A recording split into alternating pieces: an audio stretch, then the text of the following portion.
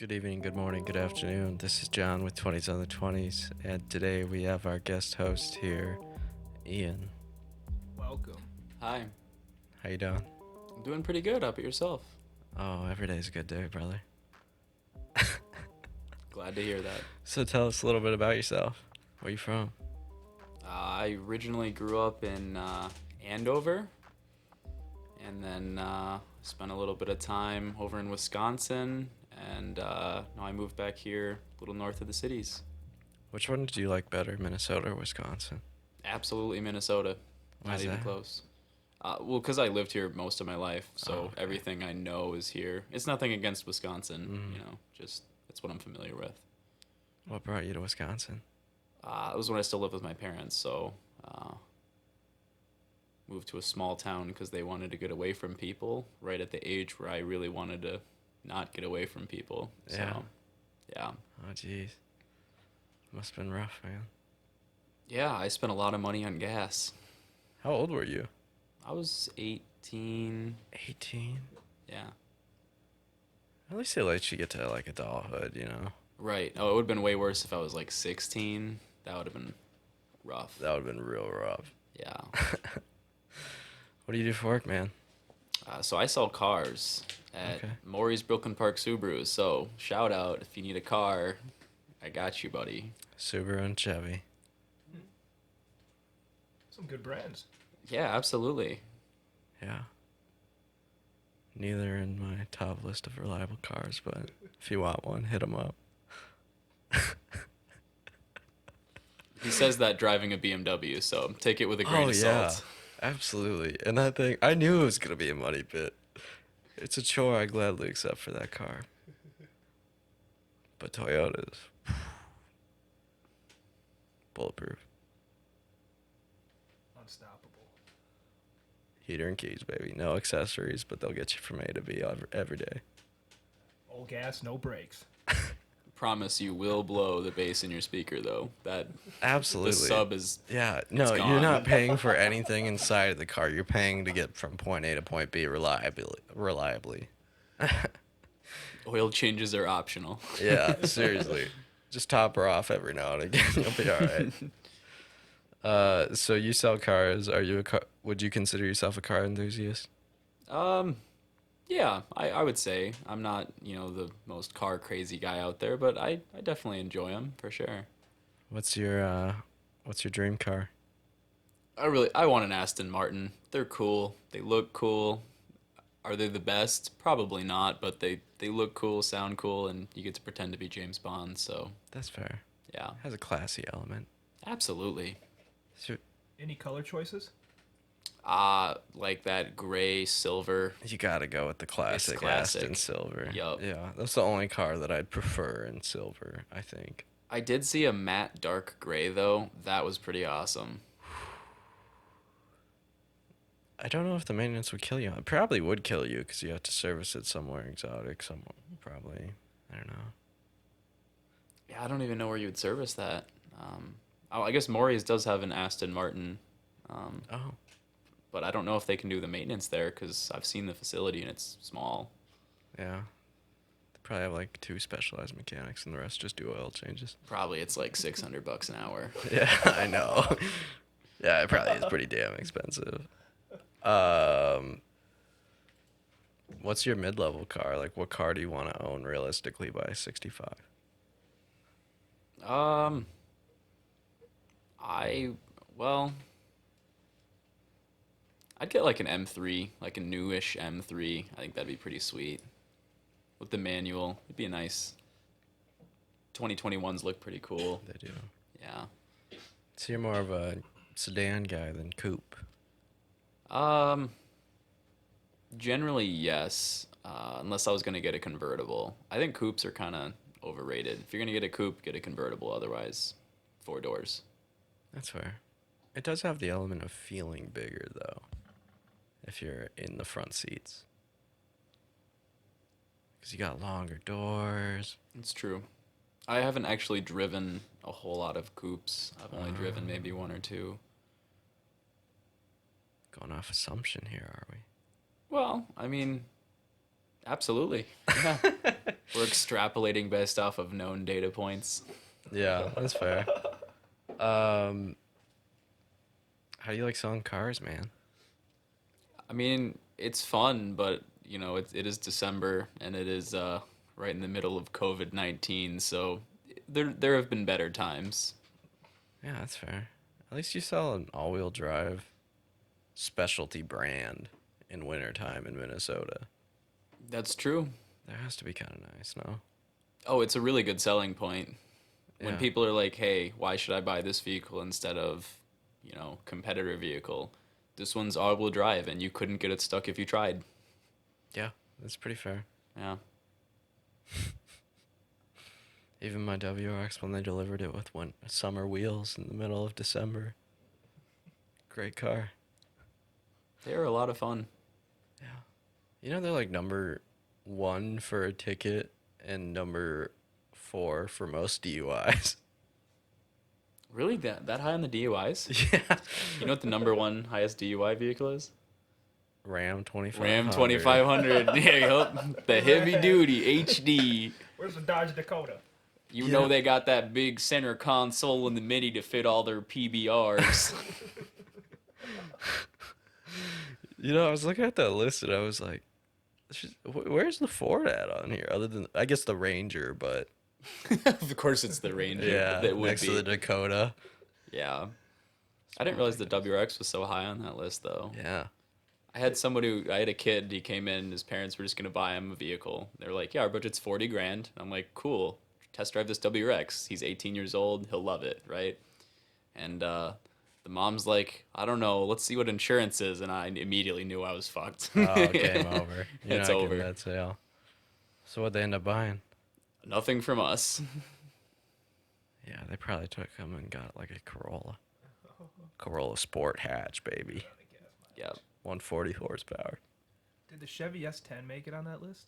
Oh, yeah, it's next to the Dakota and the Ranger. Something about mid-sized pickups, you know? ICP hatch and Juggalo on the back of the window. Yup. Have you ever gone traveling anywhere, Ian? Like, did you visit any other countries at all in your life or states? I've been to Mexico. And just the Bahamas. That's about it for out of country. What'd you think about Mexico?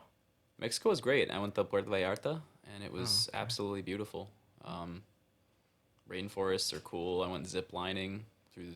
Oh, It was really. I have a lot of cool pictures. It was honestly fantastic. you ever been skydiving? I've not. That is something I do want to do. Rocky Mountain climbing? Haven't done that either. 2 seconds on a bull named Bullman Chew. Sorry. Anyways, I digress. So what was growing up like for you? Which age more? You thinking like earlier? Oh or- gosh, don't overthink it. Just tell me how your life was. Oh, Give me a summary. a summary. Yeah, I don't need a play-by-play. Fair enough. It was I'd say relatively uneventful. But you gotta be careful. Dad raised in the army. Yeah. You gotta be careful of the overhand right. Say the wrong thing and it's coming a little hot. Yeah, that's fair. Yeah. Well, you were in the Army too, or the National Guard, right? Yeah. Different times.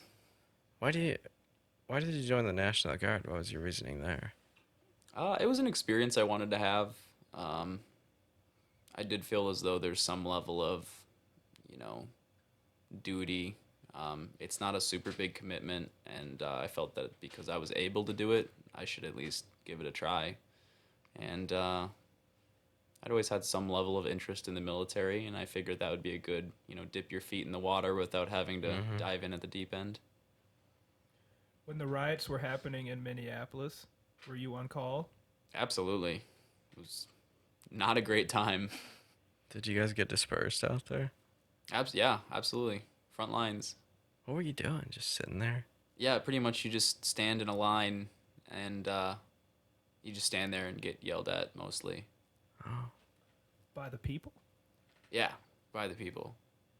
What was the most what was the craziest thing that you saw when you're standing there? Probably what honestly surprised me, and it shouldn't surprise me because it's the thing that, the army is supposed to have the most of, being disciplined, but just the fact that with the amount of terrible things that I heard and saw, that no one did anything. I mean, they gave us all 60 rounds of live ammunition, and the National Guard fired 3 shots on a vehicle that was trying to ram a blockade. That's the only thing that they shot at in the entire event. And I saw some terrible things people were saying. It was kind of awful. What were they saying? The one that really sticks in my mind was a guy coming up, and basically, he's walking by all the soldiers, and it's a combat arms unit. So it's all guys except for one woman who's like 5'2" or so. And he just walks by, and he, walks up to the one guy's F you, F you, F you, F you. And then he gets up to the girl, and he just starts going in, explicit detail of what he would do to her. And, you can't do anything about it. You just have to stand there and watch it. And she just stone cold face, didn't say a word, and they just watched it happen. Didn't do anything. There's not a lot of people who have that level of self control. Was this guy intoxicated? I mean, we didn't arrest him, so I don't know. But he could have been cracked out or drunk or something. I don't know. Jeez. Yeah. What's the worst physical thing you saw happen? I didn't actually see where I was. I didn't see anyone get punched really, or hit with a weapon. I didn't even see anyone get beanbag rounds. None of that. So physically, I don't know. The worst, if I had to say, was probably some guy just he got too close. He tried to attack somebody, so they took him down and handcuff him and drag him back. But that's really about it. Yeah, that is a pretty high level of discipline, I'd say, just to sit there and take everything. Absolutely. Yeah. How'd you feel coming home from that? Weird. It definitely challenged my, beliefs going into it. And they did ask us, when we're going up there,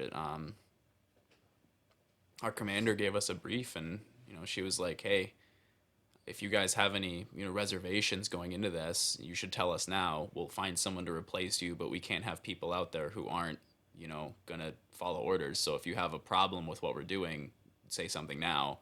And I did kind of have to think about it, because I don't know, I always grew up pretty conservative, but also, watching the video, that's not something, it wasn't a great showing by the police. So going out there to back them up felt a little off. I know the brief that we got on our rules of engagement, that's what we call them. Basically, the idea is to use the least amount of force necessary to solve the problem or defend the threat. And the police officer who was giving it seemed way too excited to jump to the higher steps. First you're supposed to be polite, be like, sir, I need you to, take a step back. And then if they keep going, you can be more forceful, be like, sir, get back now. And then if they keep stepping forward, you're allowed to, push them. And then eventually if they attack you, could of course defend yourself, preferably without shooting them, but if necessary. But the police officer who was giving the brief was very excited to jump right to, rifle butt and, smacking him with the rifle. More aggressive techniques. And I don't know, that just didn't sit right with me. How long did you have to think about it for? Not long, because I was not expecting to get an order of, load your mags and shoot. That wasn't really the situation we're going into, so I wasn't really concerned about any orders that I'd give. I felt like the worst thing that I would probably end up having to do is just arrest a guy, which at the end of the day, you can't just attack, National Guard soldiers. Yeah. I would rather hope that they don't shoot you, but you can't do that. You're going to get arrested. Did that change you as a person coming home from that? It probably just gave me a little bit more perspective on what people deal with the police. Going into that, I was kind of in that middle ground of like, the riots are probably not, you can't riot, you can't burn down buildings, but also that police officer did something wrong, kind of in that Mm-hmm. enlightened centrism where, you don't really want to commit to a side. Um, and after I came back, I was probably a little bit more on the side of like these protests are they're legitimate. And you really shouldn't be vandalizing small businesses, but I could understand where the anger was coming from because the police were more forceful than they probably needed to be. And I can say that with firsthand experience. Yeah. Like you have the proper training to detain someone. Yeah. Were any of your crew members racist in any way? Or were they just quiet at all? Were they aggressive towards the rioters?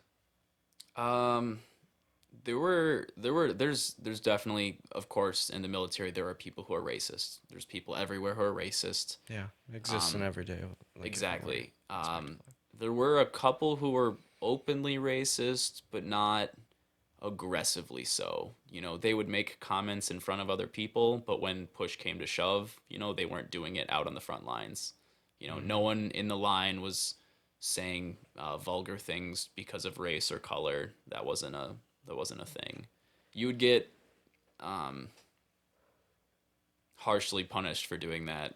If anyone heard you, they have your name, they're gonna report it, and especially with all the news and cameras there, you would not get away Mm-hmm. with it. Yeah, they were looking for opportunities to kind of Exactly. validate a side. Exactly. Hmm. How do you feel about that issue on a national level? Like crime against minorities or like police brutality, that sort of thing. Well, my experience is mostly limited to just Minneapolis and the surrounding areas because that's where I live and that's where I've been for most of my life. And if I was gonna, you know, extrapolate and kind of guess what it's like in other cities based off Minneapolis, because Minneapolis and Minnesota are fairly blue. So Mm-hmm. I would imagine it's probably a little bit worse in, Alabama, if I had to Mm-hmm. guess. I haven't been there, but I don't know. I could see it being worse, and I wouldn't say that we handled things super well. So there definitely should be some reform, but I'm probably not qualified to give advice on what it should be. There's a problem, but I'm not the one to solve it. That's fair. Would you say that you still are pretty conservative overall? It depends on the topic. I've definitely drifted more central and possibly even left on certain topics. I wouldn't say that I'm like a Democrat, and I wouldn't say that I'm probably so much a Republican anymore. Um, it does depend on the topic, though. Yeah, I agree. I think overall I'm pretty centrist, Yeah. depending on the topic. I don't really have like a certain political party that I completely agree with or side with.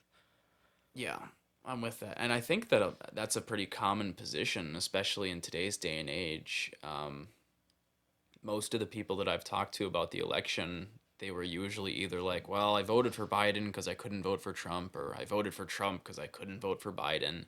And it wasn't so much that they really liked the candidate. Not to say that there aren't anyone out there who do support a candidate, but most people it was more of a um, lesser of two evils.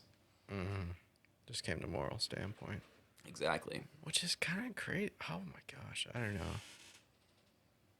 I don't really want to dive too deep into this, but I think it's crazy that like the argument that conservatives make for having a Republican president for abortion issues, but then like the guy's committing all the other sins in the Bible, like all the other big ones. Yep, there was definitely, and I know you mentioned this in the podcast with Cam too, but Mm-hmm. Obama got absolutely trashed on, and I was at because my father he's a hardcore Trump supporter, and I Mm-hmm. watched the final debate between Biden and Trump, at a Republican like political building or Yeah. something. I don't know. And when they showed of Melania, one of the women there was like, I'm just so happy that our first lady has class. And I'm like, you can find naked pictures of this woman on the internet, you know? Like the Yeah. first lady before that, graduated from college, and this one has nude pictures on the internet. I don't know. There's a double standard there. Yeah, and like Trump literally had a lawsuit for committing adultery. Like when I brought that up with my parents, they're the same way, super Republican, super Christian, conservative. They're like my mom used the argument of like a terrible ruler in Old Testament that God used to do good things. And I was like, I feel like that doesn't really apply in this scenario. Yeah, Morally. yeah, Politics, I think he did okay. I haven't dove super deep into him yet. I was kind of waiting to see how the administration finished, but sure. No, that's fair. My dad's harder to argue those things with because he's not religious. He's not Christian. He's just, right wing. And so a lot of those arguments he just doesn't care about. If you say, well, Trump cheated on his wife, he'll be like, okay, and he's a good president. I don't care. yeah. And so you lose some of those moral arguments. But it's not like people really listen to them anyway. You're never going to convince somebody No. that their belief is wrong by telling them that it's wrong. You have to, you can facilitate them learning it for themselves, but you can't prove it to them. That's a crazy thing, isn't it? It's not even about being right. People just have their own emotional conclusions that they made. Yep.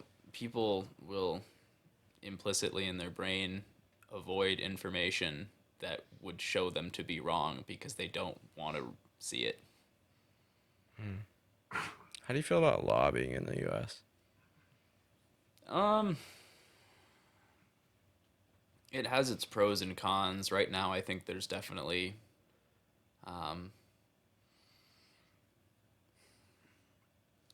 there's some reform that could probably be done right now. Lobbying definitely has a lot of power in the country today, but it did originally start with a good purpose. The idea behind it was good. People have just taken advantage of it. Mm-hmm. There's always loopholes in every system. Exactly. And people will figure it out. Growing up in a conservative family, how do you feel about pot? It's funny you should say that. I personally have no issues with it. I think it should be legalized, and my father honestly feels the same way. Really? Yeah.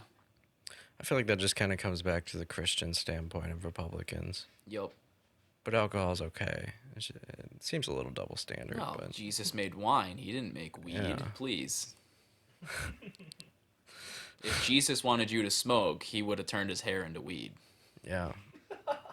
We have a lot of modern evidence to prove more value in weed than alcohol, but, it's just kind of ingrained in the biblical culture, so it's fine. Hey, we got to maintain a good Christian society. Like Do you want your daughter to be a hooker? Is that what you want? Yeah. We're literally in like a modern prohibition for weed. It's the funniest thing on the planet. It's crazy. The idea that you can spend more time in prison for weed than punching someone in the face is absolutely shocking to me. Because, if you hit someone in the face, you can get assault, 5th-degree assault. That's a gross misdemeanor. If you sell a high enough quantity of weed, what is it, like 1.5 ounces? I think it's 1.5 ounces to make it a felony. Yeah. And you transport it across state lines. Oh, it's over. And you got to transport like 4 or 5 pounds to make it worth your time, You're making a couple $100 on each pound. But you got like 5 pounds and you get caught in South Dakota, it's federally prosecuted. That state's not going to help you out at all. And No. now you're getting charged with a 20 to 25-year prison sentence. Yup. Because you're a drug dealer, you're dangerous. South Dakota just legalized. Yeah, I know. Did they really? That's crazy. Why is Minnesota not legalized as a blue state when South Dakota is legalized at this point? It's interesting. Minnesota is an interesting blue state though, because it has a lot of rural area.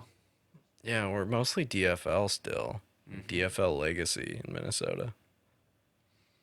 It's All those farmers. one of the few states where the Republicans are also all about protecting the environment because they're all hunters or fishers.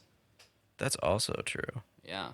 If Right. you go down to over to like Pennsylvania, the Republicans there, They want oil. fuck the environment. Well, We they're like getting coal lobbied from oil and companies, coal. baby. Yup. They don't care. They're making money. Yup. That's crazy.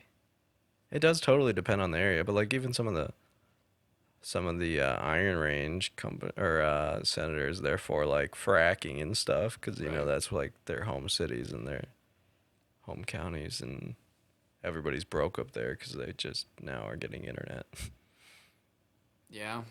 There's there's a lot of small towns that I've seen where you go through them and you just look at them and I can't even imagine like that's like the standard of living. Not that there's people who live like that. I understand that across the world there's people who live in all Hmm. sorts of different conditions, but that's what they know. And they only live 20 minutes away from, well-off rich people, but Hmm. they don't even know it. Yeah, like driving through South Carolina and just seeing all these towns where like they have their main street that you drive through. Mhm. All the stores are just like in decay, shut down, out of business. How many churches did you see? Oh, too many, like 57 on a 2-hour drive. When I went to basic training in South Carolina, and right before we graduated, we got to go watch a baseball game between two minor league teams. They just wanted to do like a showing off the Army event, right? Oh yeah. So we all go to that, and it's like an hour away from Fort Jackson. And we're driving through South Carolina, and I saw pretty similar to what you saw. There were a lot of run down, what looked like 20 years ago would have been a really nice middle class neighborhood and just has not been maintained or Upkept. improved in any way. Everything's shut down. Yeah, businesses are People closed. living in mobile homes Yep, that are trailer just torn parks. up. Yep. And they're all right with that. I don't think they have like it's like North Korea, you know. It's a really crappy country. People are on the verge of famine and death all the time, being persecuted by a dictator that they believe to be God. But they're just like it doesn't really turn out well for North Koreans that defect to South Korea. Because South Korea sees them as traitors and they're outcasts, and North Korea was treating them like a famine and they couldn't eat. But that's how small towns in South Carolina are. You know, like they don't have skills to go to a big city. But I mean, anybody could go to a big city. I think they're just afraid. I'm sure they are, which honestly I could see how that would be a scary thing to do. I mean, it's a big jump. You're moving away from everything you've ever known, all the people you've ever known. Right here, Hmm. say if I was to, get into a car accident, lose my job, lose my ability to do stuff, I have friends and family who can help me. Yeah, But if I was to move to New York City, I'm not going to know anyone. If something happens, I'm fucked. it's over. Yeah. I mean, I don't even know what I would do. Fly back home. With what money? I don't know. Panhandle. Get that Zelle. Put that GoFundMe up. Get like $250. Buy your plane ticket back. Catfish on Tinder? Yeah, it'd be all right. You could get away with it. Venmo me for a You good could time. you could figure out how to get a plane ticket. Come on, man. Open up a credit card and just never pay it back. Yeah. It's just, it's a stressful thing to do, though, moving like that. Oh yeah, it's not ideal at all. But like But- people are just okay with being, and that's the other crazy thing. It's a poor southern state Hmm. that is Republican diehard, and their towns are in shambles. It is a crazy idea. I mean, because the idea, the whole voting for, lower taxes on the wealthy is great if you're one of the wealthy, but businesses don't hire people because they have more money. Businesses hire people when they need more people because they have a lot of business. Yeah. Like, if you sell 10 widgets a week, you're not going to hire more people if you keep selling 10 widgets a week because you don't need any more people. Yeah. Supply and demand. Supply and demand. So if you really want, businesses to hire more, you need more people to buy their stuff. And when the top 1% grows, it's not like they're dumping all of that money back into the economy because they already have a successful business that's producing its own numbers and they don't need to fund it. Exactly. And what are they going to spend their money on? They give like maybe 1% back of their profit to charities for like PR, and that's Right. about it. And the rest of it they save or invest. Yeah. I mean, they're not putting that money back into the economy. They're addicted to the money at that point. Right. All those stimulus checks that came out, the $1,200 check, the vast majority of people who got it spent it. Yeah. But if you give a $1,200 check to, Bill Gates, he might give it to charity. Bill Gates, he's a generous guy. But if he doesn't give it to charity, he's not going to, McDonald's or the local. He's not struggling to pay rent or something. Yeah, he's not going to the art show and, buying art from some, like giving small businesses PPE loans. Right. You should just give the money back to the people and they'll spend it at your business if it's valuable. Exactly. That is capitalism at its finest, which Yeah. is shocking to me that, neither side really wants to do that. It's absolutely, yeah, they're not even, I don't even think they're going to do a stimulus check at all in the second round. Which is crazy to me. It's the whole point of a stimulus is to stimulate the economy, but giving money to businesses, they're just going to, take it as profit. They're not going to hire more people with it because they don't need more people. And if you see what businesses got the money, it's stupid. Like Joel Osteen's megachurch, they paid $0 in taxes. They got a PPE loan for $47 million. And they've never paid a single cent to federal taxes or state. That's where my taxes are going. That's where your taxes are going. Yeah. We are funding companies that produce a net zero, like Kodak. They got like this massive loan, like $100 million or something. Their stock jumped to like $40 a share. And then Kodak released afterwards they had like 89 million in debt, and basically, or they were just using the money to like kind of close up shop because it's a dying company. The economy should have eaten that thing up a while ago. Yeah. It's interesting that we gave money to Joel Osteen's megachurch. That strikes me as something that's not. That they paid no tax is one thing, but if that's a religious organization, why are we giving them money? Yeah, as a federal government.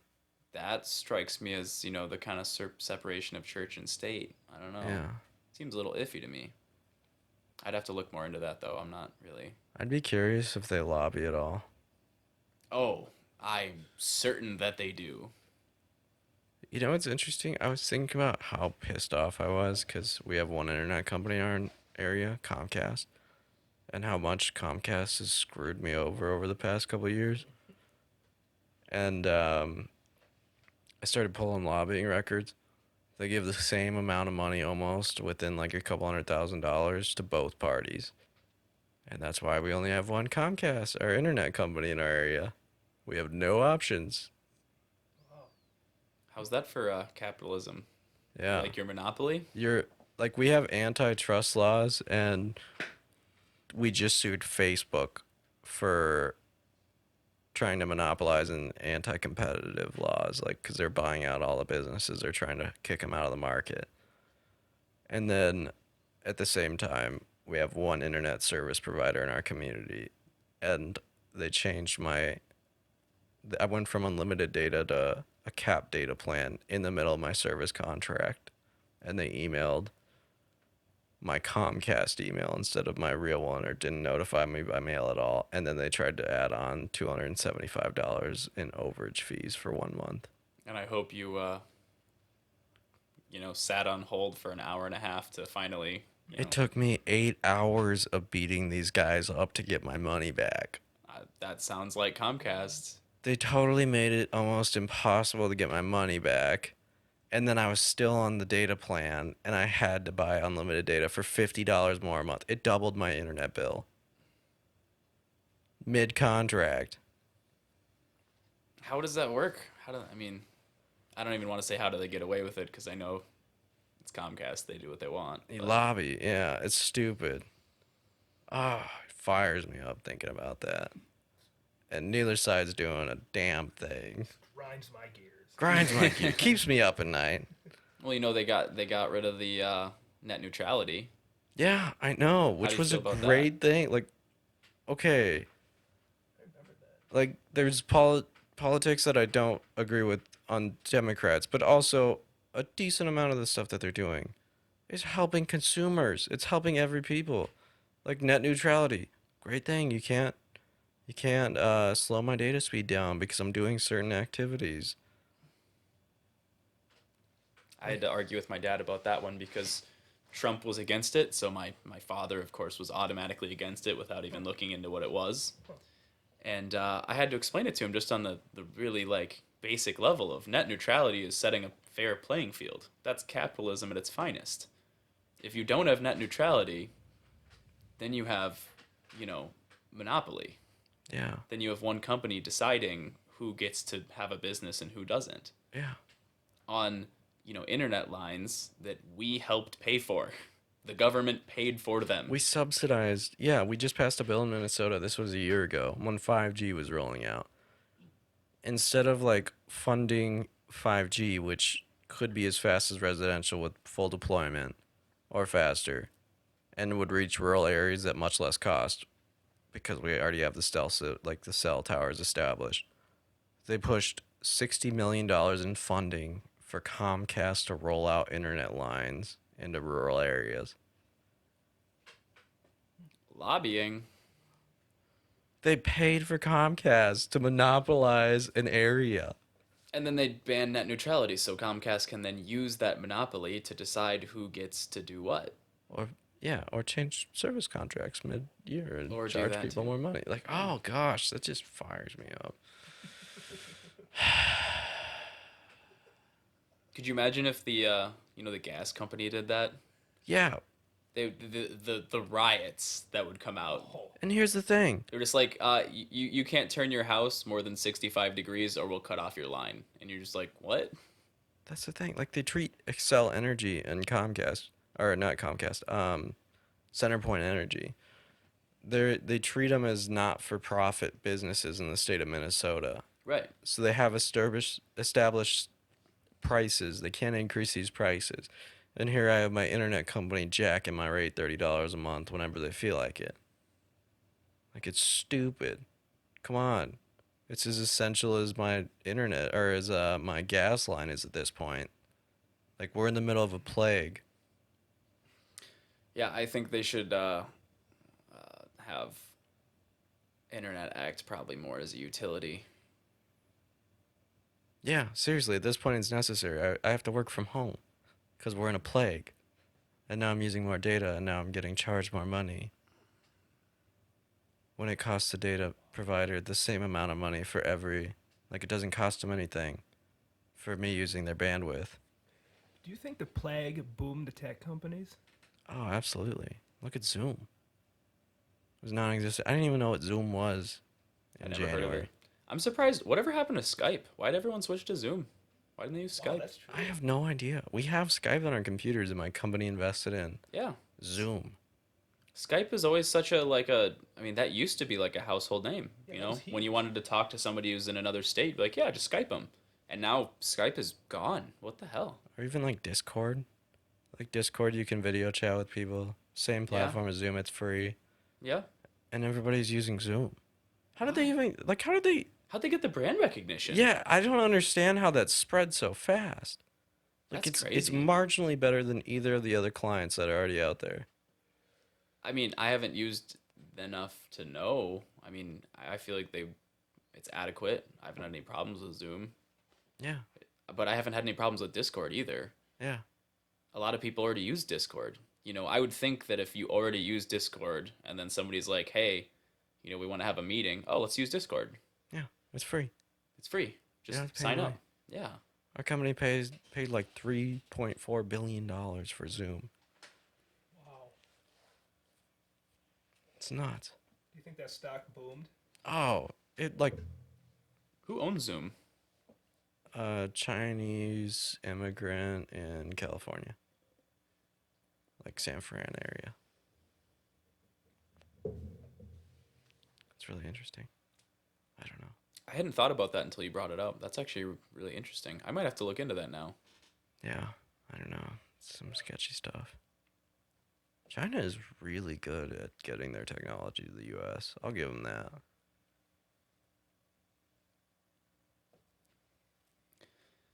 Yeah, it does help that it's a one-way system, because they can push all their stuff over here, but we can't push the stuff back. Yeah. That is, I don't know if I necessarily agree if that Trump did the right way about it, but at least he did something about it. Because like Obama just kind of open arms that one. Yeah, I like the idea of free trade, but you can't do free trade if it's only one way. Yeah. Free trade is superior to tariffs if everyone involved is doing it, but if you have, you know, one side who's doing free trade and the other side is, imposing tariffs, you can't play that way. No, it doesn't work. No. I mean, it's the same. Well, and they're using like really bad, like our antitrust laws to prevent like monopolization and stuff don't qualify because it's international. Yep. So they're using trade techniques that aren't even like acceptable, and they get away with it. Like they steal a TV technology, for example, and now they're dropping Chinese TVs that are the same quality because they ripped off the design to the T, put a different name on it, and now they're producing it at half the minimum wage that we are, Half the or any cost. other developed country. China's actually having the same issue that we're having now, is because in a lot of the manufacturing areas, the cost of living has gone up, and so they have to pay more. And so now they're having their jobs shipped over to, Vietnam, India. Laos, India. India is a big one. Yeah, so China's getting a taste of their own medicine here. I'm interested to see because their population is huge for the amount of land that they have. Mm-hmm. And when they start to hit old age, like what's happening with Japan, China might implode. Yeah, that's more than fair. I mean, we have enough space in our country and enough resources that I think that we can, manage that. But they have four times our population in a pretty equivalent landmass. Mm-hmm. And keep in mind, like the whole, western side of China there's a lot of desert. Yeah, and they even have some of the Himalayas and stuff, like eating Yep. up a decent portion of the land. I don't know, man. It's crazy. Yeah. China's a crazy conversation. I mean, they're basically doing textbook what Japan did in the 80s for becoming an established country, first world country. Like, basically what every country has done Yeah. to grow. You take advantage of the cheap labor, you rip off technologies, you produce a subpar product at an extremely low cost because it costs you nothing, and then you develop your quality and get better quality control. But even like I was watching this documentary, it was talking about some of the techniques that China uses to gain the upper hand on U.S. technologies. So, like for honey, for instance, they basically the government was subsidizing production of honey in China. So the government was paying money so that they could pump their product into the U.S. and they were like skimping it because they didn't have to compete with like the American quality branding. So they were saying, "Oh, our stuff's 100% honey, but it's actually filled with sucrose and like high fructose corn syrup and stuff like that." But they were able to put their own label on it and sell it at a loss, and it drove out like 60% of American honey production. Wow. Well, that's so they did basically, the Walmart strategy of going into a new town, selling everything cheap as hell, killing all the other business and eating that loss because you're a massive corporation. And then once all the competitors are out of business, you raise the prices. Yep. Basic bullynomics. Yeah, seriously. There's a lot of companies that do that though. Microsoft did it. They got Yep. sued for that. Facebook does it. Amazon does it. Amazon, I heard a technique that they use with AutoZone where they went into AutoZone and they said, "Hey, we want to partner with you to deliver parts on Amazon." And AutoZone said, "Okay." And they said, "All right, fine. As far as one of our requirements is that you show us who your suppliers are so we make sure that they're trusted." Oh, no. And then AutoZone was like, "Yeah, okay." And they signed the contract, gave over their suppliers, and Amazon withdrew from the contract immediately and contacted all their suppliers and tried to buy the products directly from them. Like instantly? They totally cut out AutoZone entirely. And then they started creating Amazon branded oil through these suppliers and stuff like that to sell it cheaper. That's a dirty trick. It's absolutely nuts. It's genius. Yeah. Oh my gosh. You know, another about the big corporations, Microsoft in particular, they were funneling all of their revenue through a company in Puerto Rico, and it was a shell company, and they had it. It was legitimate in quotation marks. They had a factory on Puerto Rico, which is the only reason the Puerto Rican government agreed to it was because they got some jobs out of it, and it employed like I don't know a couple hundred people, and it made a few chips. That's basically all it did.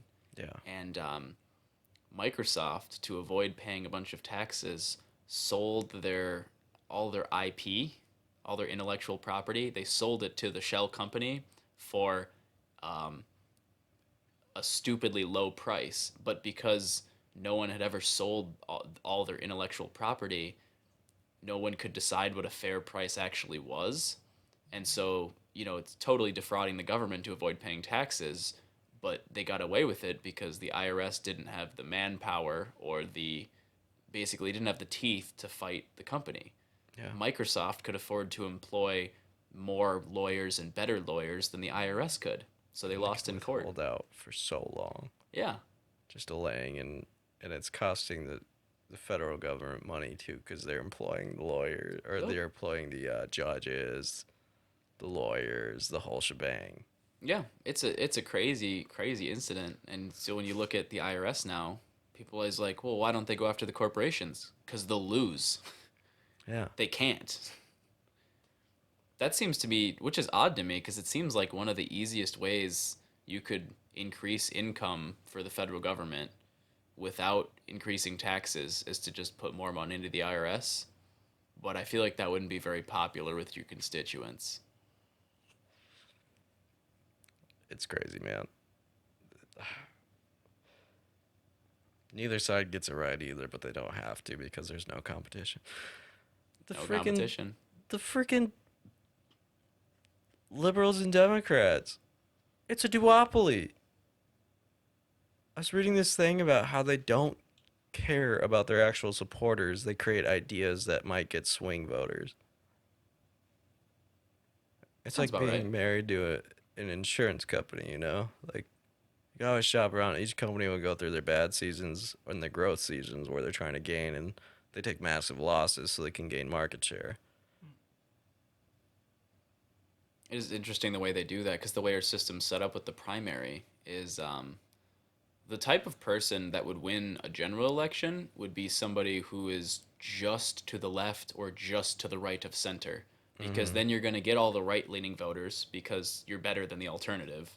And you're going to get more of the central voters because you're closer to them than they are to a left, a further out candidate. But the problem is that person will never win the primary. If you go through the Democratic primary and you're, a centrist, and not like Joe Biden. Joe Biden's, he's a moderate Democrat. But if you're like a true centrist, you can't compete with the Bernie Sanders of the world in the Democratic Party. Yeah. And it's likewise for Republicans. A centrist Republican is never going to get Tea Party support. They're never going to get the Trump supporters. So the people who most of our country wants will never win the presidency. No. That's crazy. It's also crazy the way that party, like Trump beat the Republican system, so to speak, because they did not want him. No one wanted him in the Republican Party. And this guy took advantage of a perfect opportunity right after the recession, and people were tired of having Obama, so he got a bunch of like swing voters. It's the way he rose to power it's astounding actually that he actually beat the system that was in place. But He played it perfectly. yeah, I mean, for all the people who say that Trump is stupid or he's an idiot, I can't agree with that. He played that to a T, you know. The ability to stay relevant through decades of time. And, you know, there's a lot of stories about how he's actually super in debt and he doesn't have money. And whether or not that's true, you know, he owns a skyscraper. So, I mean, you can argue about whether he's in debt or not, but he lives better than 99.9% of anyone else. So, his ability to maintain relevancy and status through years requires some level of intellect. And his ability to translate that into literally just invading our democracy. I mean, total outsider. He walked right through the political system and won the election. but he finds ways to beat the system. That's exactly what he did. Like he carries a senile amount of debt, yeah, but he figured out a way to carry that amount of debt and be too big to fail, where banks were afraid to foreclose on his properties when he was super underwater. Like J.P. Morgan, he was so in debt that they were afraid to foreclose on his some of his properties.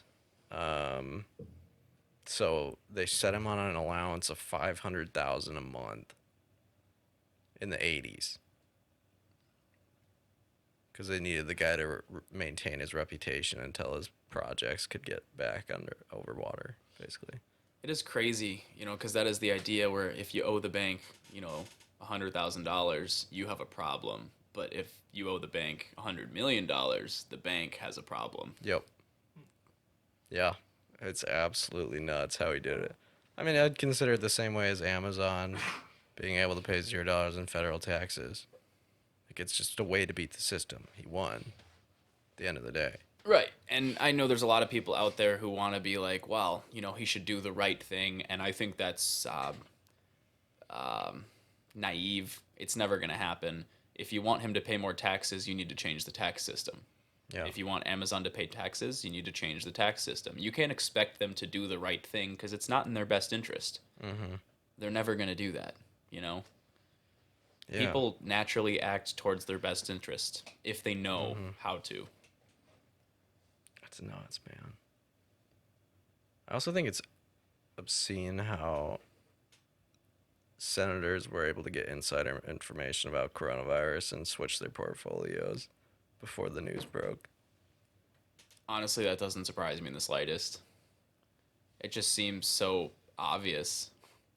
Like, anyone who got that insider knowledge, anyone who knew, they were going to take advantage of it. The part that's wild to me is that after they knew and found out about it, they still tried to hide it. That's the part that's crazy to me. Mm-hmm. I mean, they were getting these reports back in, January. They're like, this is going to be bad. The end of December. Yeah. They had an idea. By January, they knew for sure. Yeah, and they weren't doing anything. And everybody made more money because they knew the market was going to do it. Well, everyone who had money made money. Top 1% all grew this year. Yeah. Because, they're having these... Okay, if you are Jeff Bezos' financial manager, you probably have most of the U.S. senators on your bankroll or other large companies, probably some people in China that you're managing portfolios on. Like, you're hearing this insider info before anybody else knows about it. And that's why his guy gets paid a couple $100 million a year to manage his assets. Absolutely. Yeah. Because he has access to the best information in the world. That is really all it comes down to is getting the right information and acting on it throughout anything. If you get all the right information and you make the right choices, you're going to be just fine. It's all about who you know, not what you know. I would argue it's both. That's fair. But because part of knowing people is they'll tell you things. So if you know people, then you'll know the info too. yeah, you kind of just learn from. But like, I mean, I could sit there and try to figure out how to edit a video, or I could call a friend that I know edits videos, and I could sit down with 5 minutes from him and learn what I'd learn in 5 hours. That's true. Like, yeah, I'll probably still take it away from it, but I knew someone that gave me that info and saved me a lot of work. No, it definitely helps. I mean, when I couldn't figure out why my car wouldn't start, I was like, hey, why isn't my car starting? Mm-hmm. You know, I spent a little time on Google, but, you know, you realize what things are kind of in your wheelhouse and what things, you know, are stepped a couple steps outside. Yeah. Took me an hour to figure that out, or an Yeah. hour and a half. Yeah. Probably taking you like 3 or 4, just Yeah. researching the knowledge and... Yeah, because I didn't have a base to work off of. But you got it to start. And we got it to start. Yep. Ah, flipping British cars, man. That is a cool car to drive around, though, isn't it? It's great. It's great. I mean, super, just has a really nice feel to it, you know, when you're driving, you know? Yeah. I don't know. It wasn't super fast. It's not, like, sporty per se, but every time I... like trash. awful. Yeah, it handles like trash. Absolutely awful. But driving it, you just get a feel, you know? It's a nice... It made you car. want to do it again. Yeah. It was all about the experience, you know? Yeah. It wasn't about how fast you get from A to B. It was about enjoying A to B. Absolutely. What kind of car do you have? I have 2. So I have the 1976 MGB. It's a nice little red roadster, tiny car, 4-speed manual, tops out like 80 miles an hour. On a good day with the headwind. Is that your daily driver? Yeah, oh yeah. In winter in Minnesota, I drive a convertible all the time. Think about the drifties you could do in the parking lot, though. I'm not gonna lie, I have considered it, but Just once, you know? I don't know. I'd have to like wipe it all down so it doesn't rust. It's not worth it. And then I also have a 2013 Infiniti M37X, which is Big boy. yeah, it'd be like a competitor to like a BMW 5 Series or like a Audi A6. It's a nice car. I like it. I just got that one earlier. Where did you get so good at chess at? No, that's a good question. So, my dad taught me to play chess when I was about 5. I didn't play a whole lot with my dad at that age because I wasn't, you know, I wasn't like a genius. I wasn't like, you know, Magnus Carlsen. So, it took me a little while to pick up how to play. And then as I got a little older, I did go to a couple chess tournaments in elementary school, like 2 or 3. I was still not a very good player. I was like 8. And then once I got to middle school, my friend Zach Henderson, he was in my math class. We were in the same algebra class, and he was really good at chess. I didn't know that. He said he played chess because I mentioned playing chess, and he's like, "Oh, do you play?" And at that point, I had never lost to another kid outside of a tournament. Like anyone that I just met, I was better than.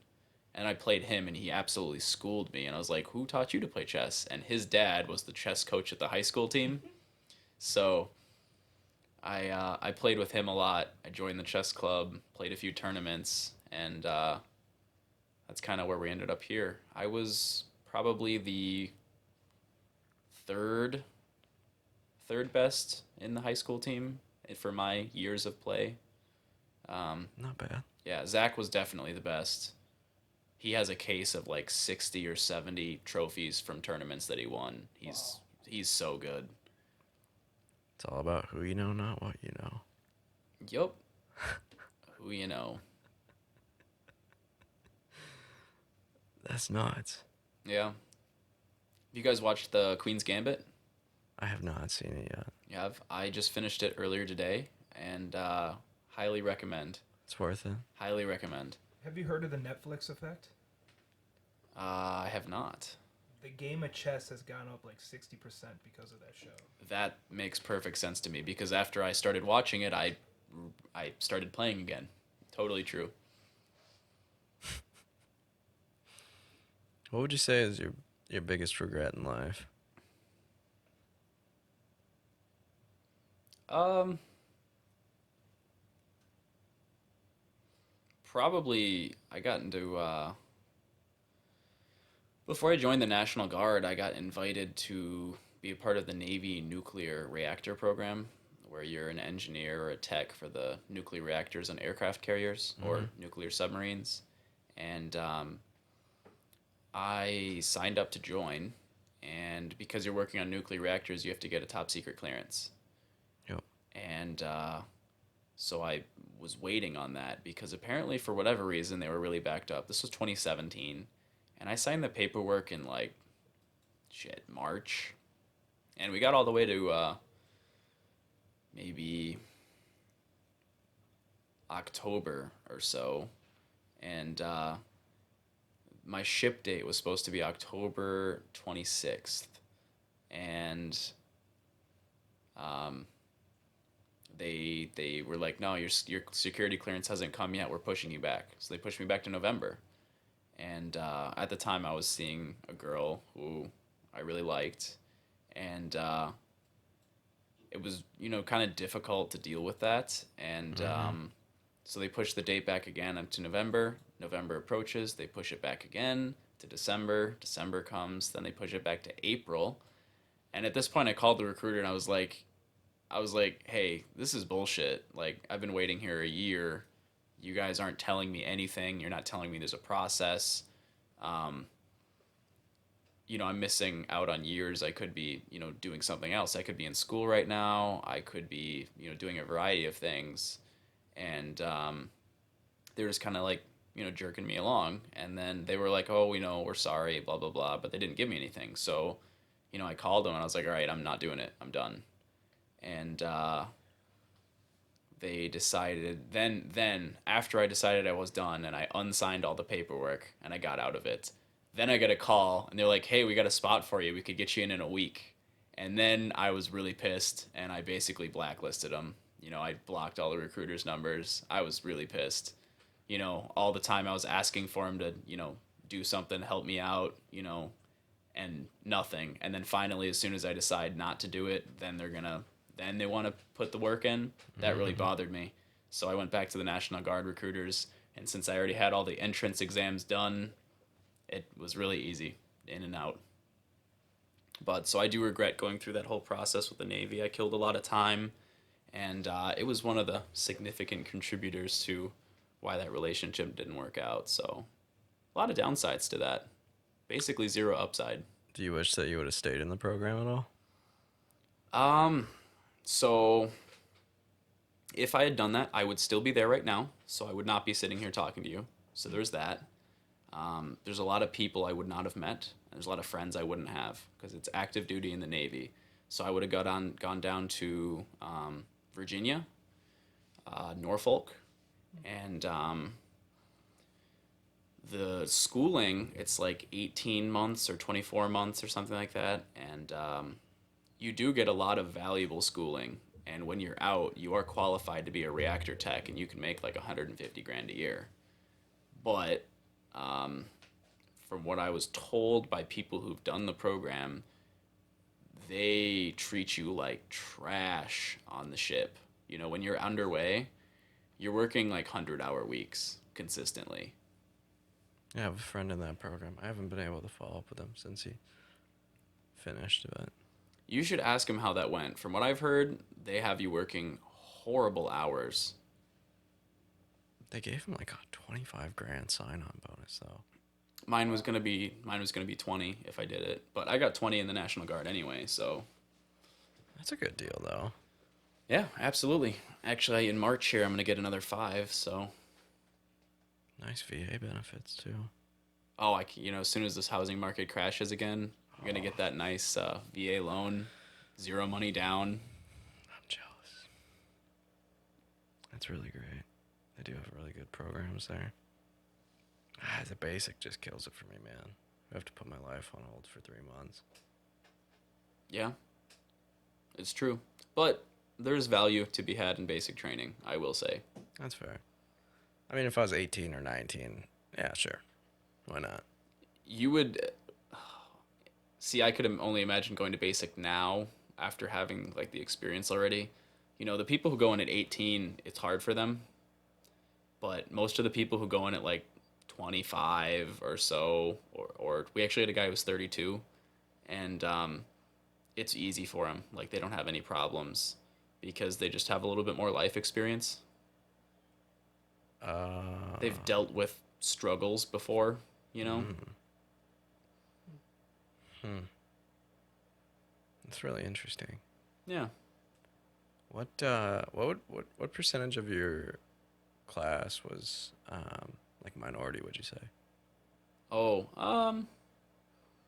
see, my platoon was about 62, had 63, one person quit, 62, so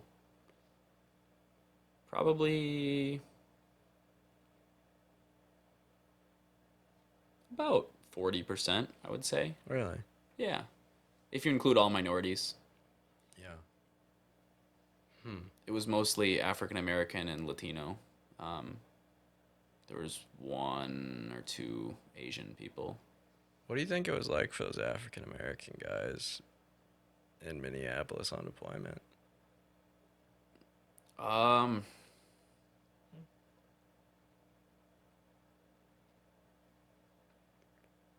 don't know.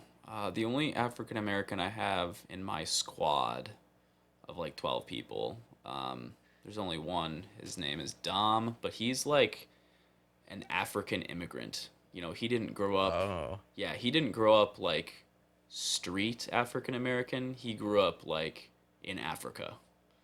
So he doesn't have that kind of connection. I don't think he really cared a whole lot one way or the other. He didn't seem super concerned about it. Oh. It is a different dynamic between like first generation African immigrants that I've met and had a chance to talk to. Absolute hustlers. Oh, he works well. When he's working, he works really hard. Yeah. He'll do anything to get out of work, and then once he's goes to work, you know, he'll go to work. He gets it done. He gets it done. Yeah, he's power throughs it.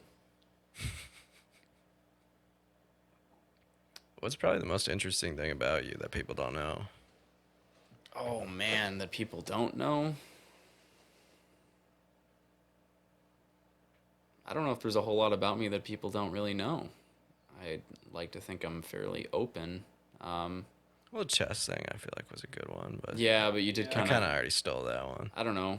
The only thing I could probably bring up is that I had a, pretty good talent for math, but it's not super practical in daily life. Yeah, that's pretty fair. Yeah, I mean, I did multivariable calculus in high school, but there aren't a lot of daily applications for multivariable calculus if you're not in engineering or physics. So, Yeah. yeah, I could see why you were in the nuke tech program then. yeah. Where do you see yourself in 5 years? What do you want to accomplish between now and then? In 5 years, so in 5 years I'll be 26, and I want to have a house, and I want to be on the next step for a career. Obviously, I don't expect to be at the final step at 26, but I want to have another step down the line. So right now, being in sales, I want to maybe get up to either like a sales manager, finance, or maybe take a step in another sales direction or move up. I want to move up somewhere, move up one rung on the ladder in some direction. You want to be married by then? I don't have a goal necessarily to be married by a certain date. I think that can make people inclined to make poor decisions. Sure. If you say I have to get married by 26, Would you prefer to be married by then, I should say? Well, I'm not opposed to it, but being single right now in 5 years, I would say you should be with someone for at least 3 before you get married. So that doesn't really leave a whole lot of time, but if I did find the right person, sure, absolutely. I think that's pretty fair. Yeah. It's a good way to look at it. Yeah. What's your next car that you buy? Looking at a Porsche Boxster S. Love the car. They're inexpensive, and it's still a Porsche. So, like, it's a win-win. They're pretty fast.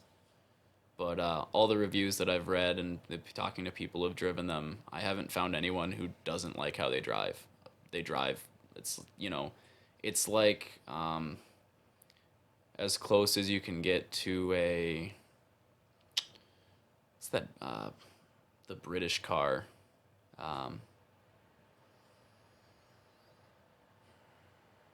For the life of me, I can't remember it. The Lotus, the Elise. Yeah. They say it's about as close as you can get to that without, driving one of those. It's still practical. It has a front trunk, back trunk.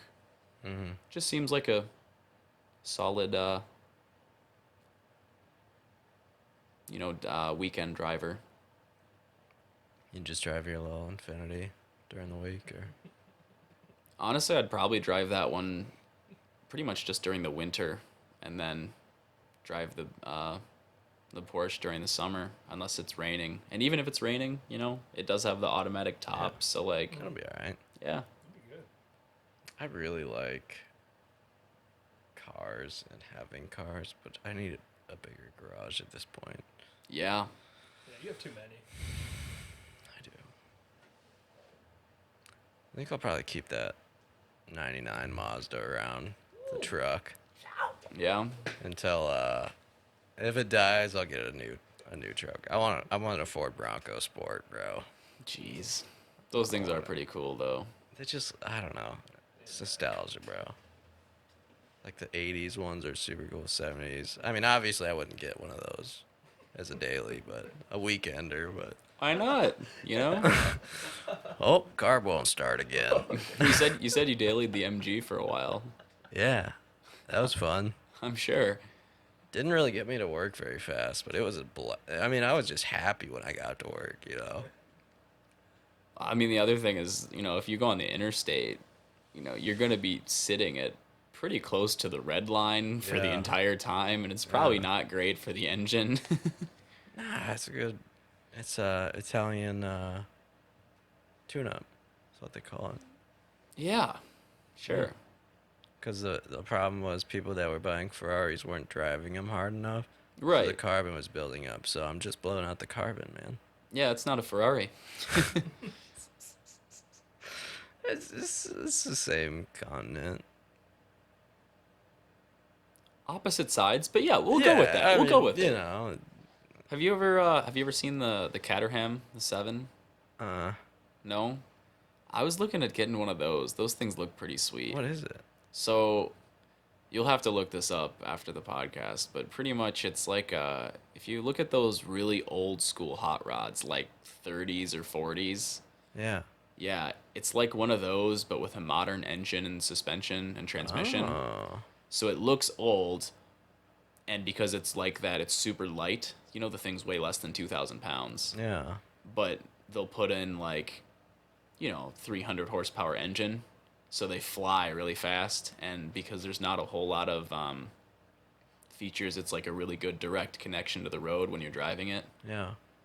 I thought those would be pretty cool, and it has that nice classic car appeal with the look to it, the old hot rod. Yeah. It looked pretty cool. The one thing about I don't understand why people buy slingshots. Slingshots. Yeah. Like the vehicle. The Polaris slingshot with 2 wheels in the front, 1 wheel in the back. Oh, like the Can-Am. Yeah. Yeah. Okay. They have Malibu engines in them. They do. Yeah. Well, I mean, the thing weighs. 2.4s. It weighs a lot less than a Malibu, though. I would think It that'd be. still weighs like 2,000 pounds or something stupid like Do they that. really? Yeah. They weigh 2,000 pounds. Wow. They have 160 horsepower Malibu 4-cylinder. That's pretty weak. Like, why? I don't know. Interesting choice for the motor, but Yeah, that's a. Yeah, I'm not buying a slingshot anytime soon. Absolutely not. No, I'm good on that.